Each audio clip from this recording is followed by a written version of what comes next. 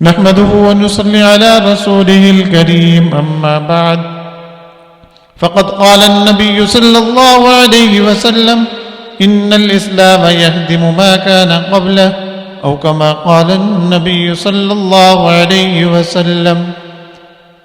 آپ صلی اللہ علیہ وسلم نے فرمایا کہ اسلام قبول کرنا یہ بھی ذریعہ بن جاتا ہے پچھلے سارے گناہوں کو ختم کرنے کا، معافی کا.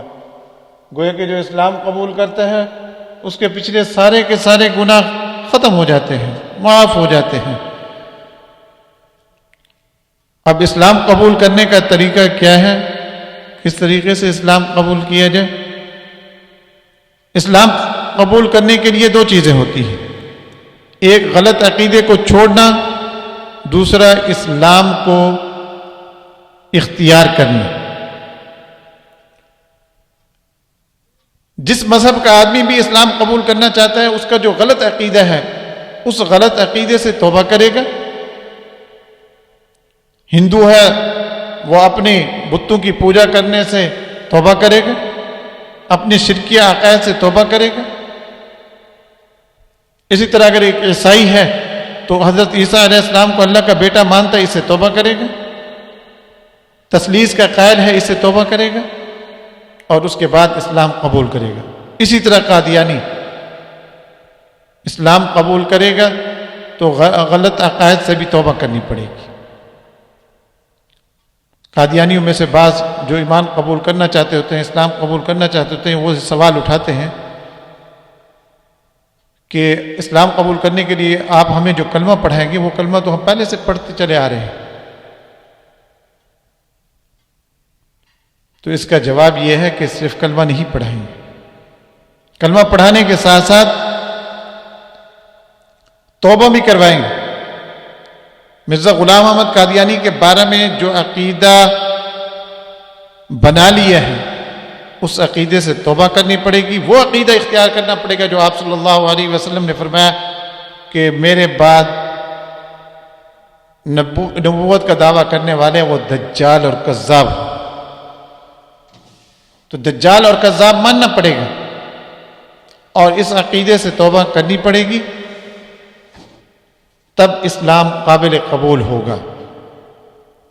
اگر غلط عقیدے سے توبہ نہ کی، صرف کلمہ پڑھ لیا، اس کی مثال ایسے ہے جس طرح کنویں کے اندر گندگی ہو اور وہ گندگی پڑی رہے اور پانی کے ڈول نکالے جائیں تو کنواں پاک نہیں ہوگا جس وقت تک کہ وہ گندگی کنویں سے نہ نکالی جائے.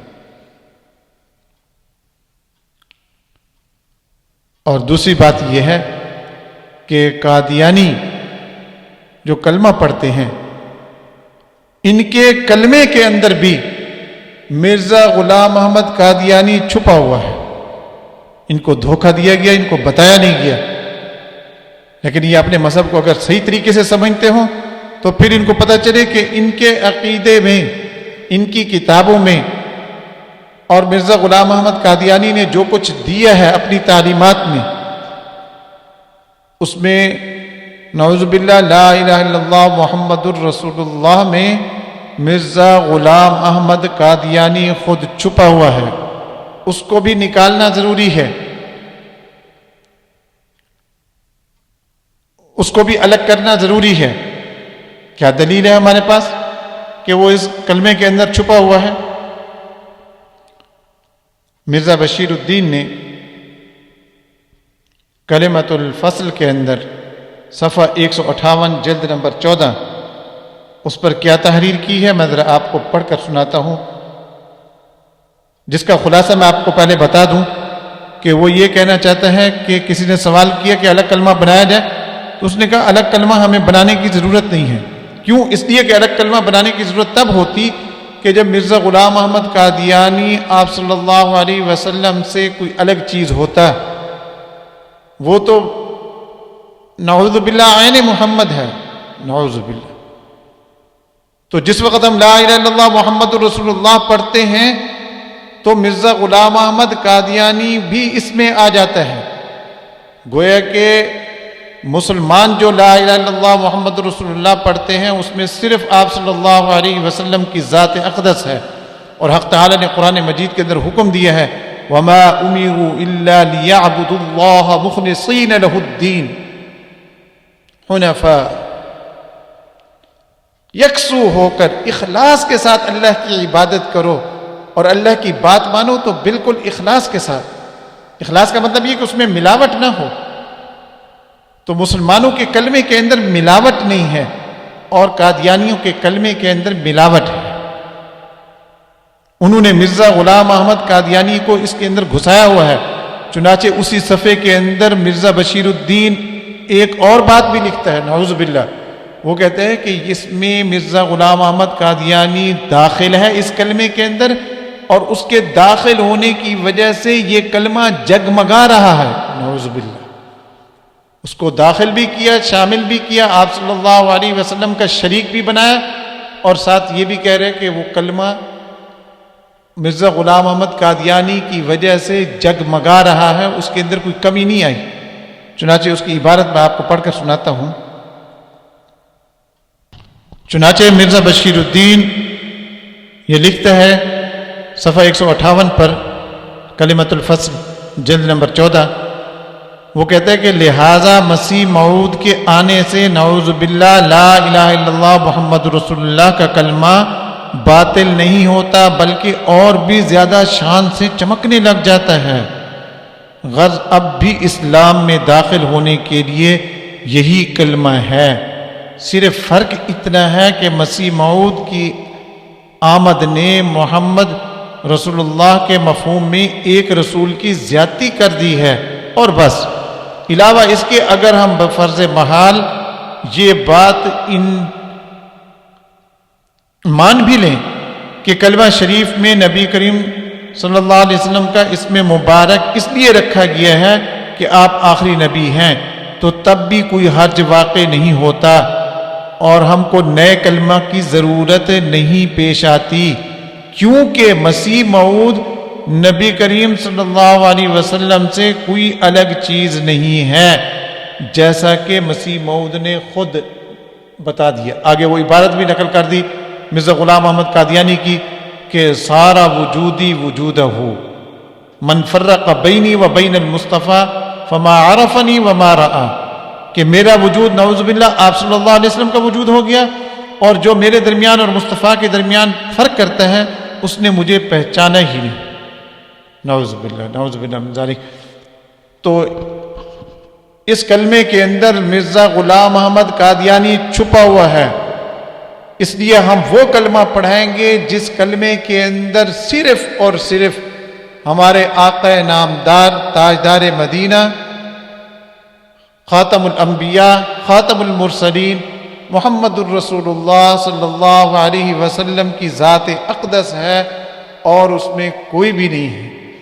تو اس لیے قادیانی جو یہ کہہ دیتے ہیں کہ کلمہ تو ہم پہلے سے پڑھ رہے تھے، تو اس کا جواب یہ ہے کہ پہلے سے جو آپ کلمہ پڑھ رہے تھے اس میں مرزا غلام احمد قادیانی کو گھسایا ہوا تھا، اور ہم نے اس کو نکال کر خالص وہ کلمہ پڑھانا ہے جو 1300 سال سے مسلمان پڑھتے چلے آ رہے ہیں، اور اس میں کوئی بھی شریک نہیں ہو سکتا۔ اور یہی وجہ ہے کہ مرزا بشیر الدین نے اس بات کا اقرار کیا ہے کہ مسیح موعود نے کیا بتایا تھا، نعوذ باللہ۔ ان کا جو مسیح موعود جس کو وہ کہتے ہیں مرزا غلام احمد قادیانی، اس نے کیا بتایا تھا؟ چنانچہ اس نے اپنے بیان میں جو الفضل کے اندر چھپا ہوا ہے 30 جولائی 1931 میں، اور جلد نمبر یعنی قادیانی کی جو جلد نمبر ہے اس میں یعنی 19 جلد ہے، اور نمبر جو ہے وہ 13 ہے۔ اور اگر اخبار کے اندر دیکھنا ہو، اخبار الفضل کے اندر، تو یہ 30 جولائی کی اخبار ہے 1931 کی۔ چنانچہ اس کے اندر ہے، وہ لکھتا ہے، وہ کہتا ہے حضرت مسیح موعود یعنی مرزا قادیانی کے منہ سے نکلے ہوئے الفاظ میرے کانوں میں گونج رہے ہیں۔ مرزا بشیر الدین کہہ رہا ہے کہ میرے کانوں میں مرزا غلام قادیانی کے الفاظ گونج رہے ہیں۔ آپ نے فرمایا یہ غلط ہے کہ دوسرے لوگوں یعنی مسلمانوں سے ہمارا اختلاف صرف وفات مسیح یا اور چند مسائل میں ہے، یعنی یہ بات غلط ہے کہ صرف چند مسائل میں ہمارا اختلاف ہے۔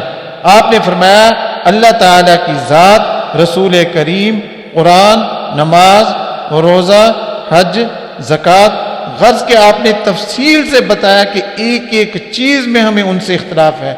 جب مسلمانوں سے اختلاف ہر چیز میں ہے تو پھر مسلمان ہونے کے لیے وہ والا کلمہ کافی نہیں ہے جو پہلے سے پڑھتے چلے آ رہے ہیں، پھر وہی کلمہ پڑھنا پڑے گا جو مسلمان پڑھتے ہیں، کیونکہ مسلمانوں سے ہر چیز میں وہ اختلاف ہے، خود اس چیز کا اقرار کر رہے ہیں۔ چنانچہ دوسری جگہ پر الفضل کے اندر ہی ہے، الفضل، یہ دوسری اخبار ہے الفضل 31 اگست کی 1917 کی، چنانچہ اس میں مرزا بشیر الدین نے کہا کہ حضرت مسیح موعود نے تو فرمایا ہے کہ ان کا اسلام اور ہے، ہمارا اسلام اور ہے، ان کا خدا اور ہے، ہمارا خدا اور ہے، ہمارا حج اور ہے، ان کا حج اور ہے، اسی طرح ان سے ہر بات میں اختلاف ہے۔ جب ہمارے ساتھ ہر بات میں اختلاف ہے، حتیٰ کہ خدا بھی اور ہے، اور یہ بھی میں آپ کو بتا دوں مرزا غلام احمد قادیانی نے اپنے خدا کا نام یلاش بتایا ہے۔ یہ روحانی خزائن جلد نمبر 17 اور صفحہ نمبر 203 پر آپ دیکھ سکتے ہیں یلاش۔ اگر یہ یلاش بتا رہا ہے تو آیا کوئی قادیانی اپنے بیٹے کا نام عبدالیلاش رکھے گا؟ کوئی قادیانی اپنے بیٹے کا نام یعنی اس نام پر رکھے گا؟ مسلمان تو عبد الرحمن رکھتے ہیں، عبداللہ نام رکھتے ہیں، تو قادیانی کو بھی چاہیے کہ اسی نام کو لے کر اپنے بیٹے کا نام بھی رکھیں۔ تو وہ خود کہہ رہا ہے کہ ہمارا خدا اور ہے، ان کا خدا اور ہے، ہمارا اسلام اور ہے، ان کا اسلام اور ہے، تو ظاہر ہے یہ جو کلمہ پڑھا جا رہا ہے یہ تو قادیانیوں کے اسلام کا کلمہ ہے۔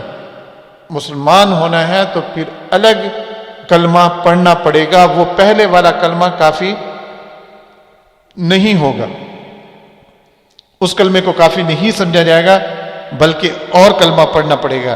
اس لیے ہم قادیانی کو کہتے ہیں کہ جو آپ پہلے کلمہ اب تک پڑھتے رہے ہیں اس میں مرزا غلام احمد قادیانی چھپا ہوا ہے، اس کو باہر نکالنا ہے، کیونکہ مرزا غلام احمد قادیانی نے نعوذ باللہ اپنے آپ کو عین محمد کہا ہے، اور یہ بھی کہا ہے کہ اگر مجھے نبوت مل گئی ہے تو یہ نبوت تو آپ صلی اللہ علیہ وسلم کے پاس رہی، اسی کی چیز تھی، اسی کے پاس رہی، اس سے کہیں اور نہیں گئی۔